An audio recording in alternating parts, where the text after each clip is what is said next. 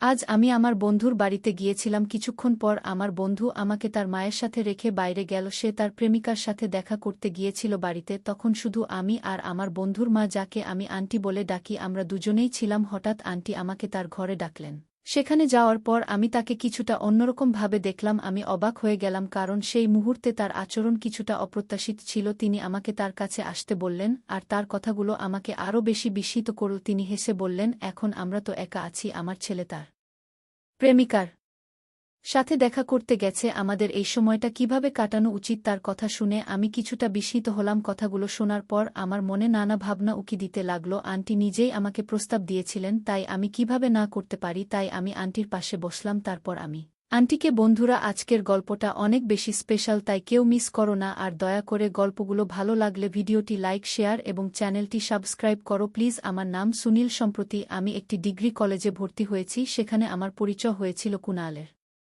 সাথে। ডিগ্রি কলেজে কুণালই ছিল আমার প্রথম বন্ধু। ভর্তি হওয়ার দিনেই তার সাথে দেখা হয় এবং খুব অল্প সময়ের মধ্যেই আমাদের গভীর বন্ধুত্ব হয়ে যায়। খুবই আকর্ষণীয়, আর আমি বেশ শান্ত স্বভাবের ছিলাম। কুণাল এর মতো একজন আকর্ষণীয় ছেলের সাথে বন্ধুত্ব হওয়া আমার জন্য একটি বিশেষ ব্যাপার ছিল। খুব অল্প সময়ের মধ্যেই আমরা ভালো বন্ধু হয়ে গেলাম। কলেজ শুরু হওয়ার 1 মাস পরের কথা। সেদিন ছিল কুণালের জন্মদিন। যখন সে কলেজে এলো, আমি তাকে আমার সাথে মন্দিরে নিয়ে গেলাম। এরপর ক্লাস শেষ হলে কুণাল বলল, আজ বিকেলে আমি তোমায় নিতে আসব আমার জন্মদিন উপলক্ষে। মা বাড়িতে অনেক সুস্বাদু খাবার তৈরি করেছেন, তাই আজ আমার বাড়িতে খেতে আসতেই হবে। আমার অনেক বন্ধু আছে, কিন্তু তোমার মতো বিশ্বস্ত কেউ নেই, তাই আমি চাই তুমি অবশ্যই আমার বাড়িতে এসো। কুণাল এর কথাগুলো শুনে আমি তার প্রস্তাবে রাজি হলাম, কারণ বন্ধুত্বের এই টান আমার মন ছুঁয়ে গিয়েছিল। তুমি তো সবসময় বাইরের খাবার খাও, বাড়ির খাবারের স্বাদ পাও না। আমার মায়ের রান্নায় খুবই স্বাদ। কুণাল তার মায়ের হাতের রান্নার প্রশংসা করছিল। সে আগেও অনেকবার তার জীবনের নানা কথা আমার সঙ্গে শেয়ার করেছে, তাই তার সম্পর্কে আমার অনেক কিছু জানা ছিল।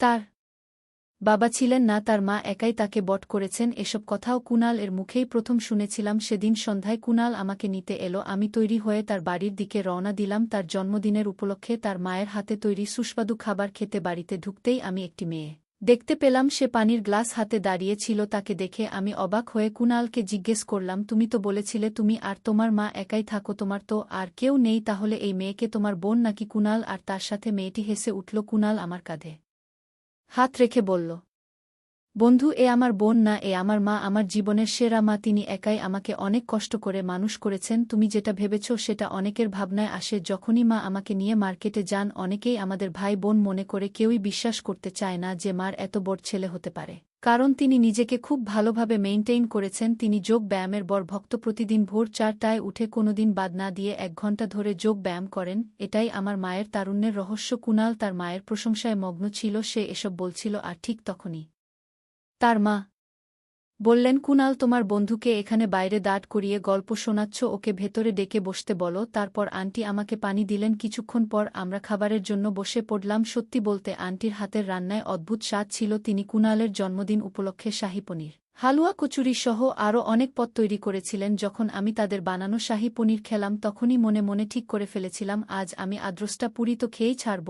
আমি খুব আনন্দ নিয়ে খাচ্ছিলাম, আর কুণালও আমার পাশেই বসেছিল। হঠাৎ কুণালের ফোন বেজে উঠল। তার কিছু ধুরা তাকে কেক কাটার জন্য ডেকে সে সঙ্গে সঙ্গেই যাওয়ার জন্য প্রস্তুতি নিল এবং বলল, আমি বেশি সময় নেব না, একটু কেক কেটে ফিরে আসছি, ততক্ষণ তুমি আরাম করে খাও। আন্টিও বললেন, আগে ভালো করে খেয়ে নাও, খাওয়া শেষ করে যাও। বলে কুণাল গাড়ির চাবি নিয়ে দ্রুত বেরিয়ে গেল। এরপর আন্টি এসে আমার পাশে বসলেন। বসার সঙ্গে সঙ্গে তিনি আমার থালা আরেকটা পুরি তুলে দিলেন। আমি লক্ষ্য করলাম আন্টি আমাকে এক অন্যরকম ভাবে দেখছিলেন এবং মাঝে মাঝে মুচকি আসছিলেন। খাওয়া শেষ হলে আমি তাকে ডাইনিং টেবিলের বাসনপত্র তুলতে সাহায্য করতে শুরু করি। আমার কাজ দেখে আন্টি বললেন, তুমি তো একেবারে নিখুঁত ছেলে। কুণালের মুখে তোমার নাম অনেকবার শুনেছি। আমার ড্যাশিং কুণাল এর মতো একজন ছেলে, তোমার মতো সরল ও সাধারণ বন্ধু পেয়ে খুবই সৌভাগ্যবান। আমি বিশ্বাস করি তোমার সংস্পর্শে থেকে কুণালও তোমার মতো হবে। আন্টির কথা শুনে আমি হেসে দিলাম। এরপর তিনি আমার পরিবারের কথা জিজ্ঞেস করলেন। আমি তাকে জানালাম আমার পরিবার গ্রামে থাকে এবং আমি পড়াশোনার জন্য শহরে একা থাকি। আমরা কথাবার্তা চালিয়ে যাচ্ছিলাম, ঠিক তখনই কুণাল ফিরে এলো। আমাদের কথা বলতে দেখে কুণাল হাসতে হাসতে বলল, সুনীল, মা তোমাকে খুব পছন্দ করেছে।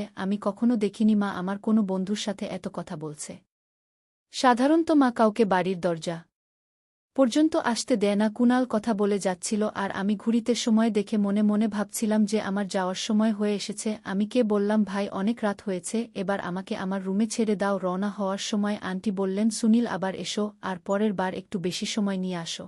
এই বাড়িকে নিজের বাড়ি ভাবো। তারপর আন্টি আমাকে আলিঙ্গন করলেন। আমি বুঝলাম তার আচরণ একটু আলাদা ছিল। তাকে বিদায় জানিয়ে রুমে চলে গেলাম। পরের দিন কলেজে কুনালের সঙ্গে দেখা হলো। সে হাসতে হাসতে বলল, সুনীল মা তোমার প্রশংসা করেই সারারাত কাটিয়েছেন। এত প্রশংসা তো আমাকে নিয়েও করেন না। আমি হেসে বললাম, কুনাল, সময়ের সঙ্গে সবকিছু বদলায়, তুমিও হয়তো একদিন আমার মতো হয়ে যাবে। দিনের পর দিন আমাদের বন্ধুত্ব আরও গভীর হচ্ছিল। একদিন কুনাল আমাকে বলল, মাকে বিকেলে বাজারে নিয়ে যেতে হবে, কাল তার অফিসে একটা ফাংশন আছে, তার জন্য কিছু কেনাকাটা করতে হবে। বিকেল 4টায় তুমি আমাদের বাড়িতে এসো, মাকে বাজারে নিয়ে যেও, কারণ আমি একটু ব্যস্ত আছি। কুনালের কলেজের এক মেয়ের সঙ্গে নতুন ঘরে গেলেন এবং কিছুক্ষণ পর সাধারণ পোশাকে ফিরে এলেন। তবুও তিনি এত সুন্দর লাগছিলেন যে আমার চোখ ফেরাতে পারছিলাম না। তিনি এসে আমার কাছে বসলেন এবং আমার চুলে হাত বুলিয়ে বললেন, সুনীল তুমি এত কি ভাবছ? তিনি বললেন, চলো তাড়াতাড়ি করো, সন্ধ্যায় ফিরে এসে আমাকে রান্না করতে হবে। ওনার কথা শুনে আমি নিজেকে সামলে নিলাম এবং তার সাথে বাজারে যাওয়ার জন্য বেরিয়ে পড়লাম। বাইকে ওনার উঠার পর তিনি দু হাতে আমার কাঁধে ধরে বসলেন। যেখানেই যেতে চেয়েছিলেন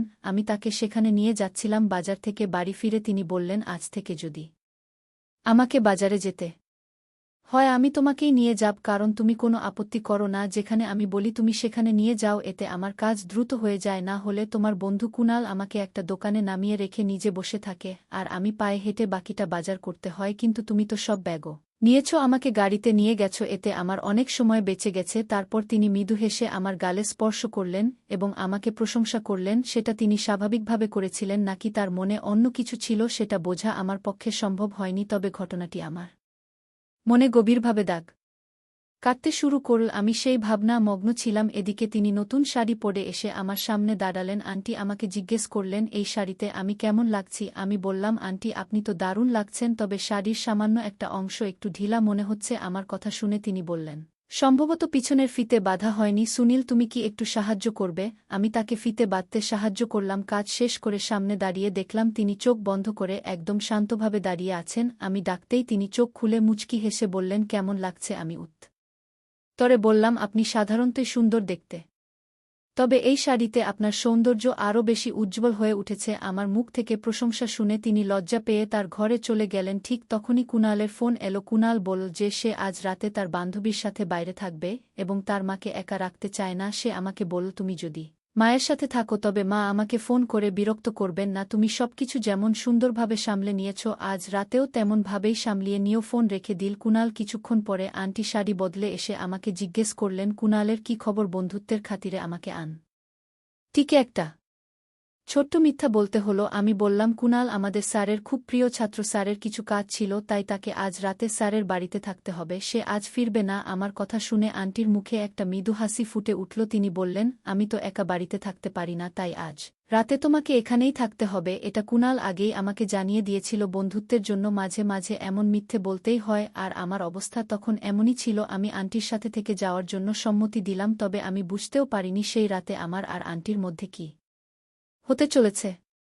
রাতের খাবার শেষে আন্টি আমাকে তার ঘরে ডাকলেন। আমরা অনেকক্ষণ কথা বললাম। তিনি আমার পরিবার সম্পর্কে জানতে চাইলেন। আমি বললাম, আমার বাবা মা গ্রামে কৃষি কাজ করেন আর আমি শহরে পড়াশোনার জন্য একা থাকি। শহরে আমার আর কেউ নেই। আমি কথা বলতে বলতে হঠাৎ থেমে গেলাম যখন আন্টি আমার মুখের উপর হাত রাখলেন। তিনি বললেন, সুনীল এমন কথা আর কখনো বলো না, মনে রেখো এখানে তুমি একা নও, আমি আছি তোমার পাশে, তুমি কখনো একা নও। আন্টির কথায় যেন একটু দ্বিধা ছিল। তিনি কিছু বলার আগে হঠাৎ কুনালের নাম উল্লেখ করলেন, তবে তার দৃষ্টিতে কিছুটা স্বাভাবিকতা লক্ষ্য করলাম। বয়সের কারণে আমি তার দৃষ্টির পরিবর্তন বুঝতে পারছিলাম। এই পরিস্থিতি এড়াতে আমি মৃদু কাশির ভান করলাম। আমাকে দেখে তিনি হাসলেন এবং পানি এনে পাশে বসে পড়লেন। আমি বললাম, আন্টি রাতে জিন্স পরে ঘুমাতে একটু অস্বস্তি হয়, আমার কুনালের কোনো আরামদায়ক পোশাক থাকলে দিন, আমি সেটা পরে ঘুমাতে চাই। তিনি বললেন, কুনালের ঘর থেকে আলমারি খুলে নিজেই কাপড় নিয়ে নাও। কুনালের ঘরে গিয়ে আলমারি খোলার সাথে সাথে সেখানে বিভিন্ন ধরনের পারফিউম, ব্রেসলেট এবং আরও অনেক জিনিস দেখতে পেলাম। কৌতূহলবশত একটি ব্রেসলেট পরে নিলাম এবং একটা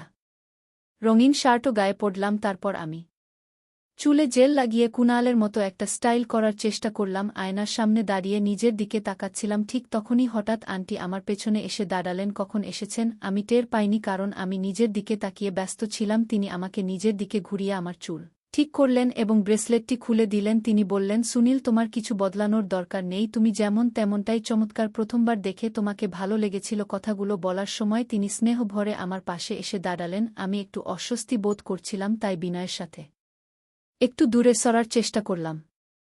তিনি হেসে বললেন, সুনীল, এখন তো বাড়িতে আমরা শুধু দুজনই আছি, তুমি এতটা দূরে কেন যাচ্ছ? আমি তার কথা শুনে বিস্মিত হয়ে বললাম, আন্টি, আপনি কি বলতে চাইছেন? কিছুক্ষণ চুপ থাকার পর মনে হলো তিনি কিছুটা অস্বস্তি বোধ করছেন এবং দ্রুতই নিজের অবস্থান পরিবর্তন করলেন। তার আচরণে আমি কিছুটা অস্বস্তি অনুভব করতে শুরু করলাম, তাই হঠাৎ করে তার হাত ধরলাম এবং তাকে কুণালের ঘর থেকে বাইরে নিয়ে গেলাম। তিনি দরজায় কয়েকবার ধাক্কা দিলেন, কিন্তু আমি দরজা খুলিনি, কারণ যা ঘটছিল তার জন্য আমি মানসিকভাবে প্রস্তুত ছিলাম না। তার সৌন্দর্য আমার মনকে গভীরভাবে প্রভাবিত করেছিল, তবে কিছু বিষয় ঠিক মনে হচ্ছিল না। সেই রাতে আমি দরজাটি বন্ধ রেখেই ঘুমাতে গেলাম। পরের দিন সকালে প্রায় ৬টার দিকে কুণাল বাড়ি ফিরল। আমি কুণালের সঙ্গেই তার বাড়ি থেকে তৈরি হয়ে কলেজ যাওয়ার জন্য বেরিয়ে পড়লাম। কলেজ যাওয়ার সময় কুণাল ওর বাইকের পেছনে বসে।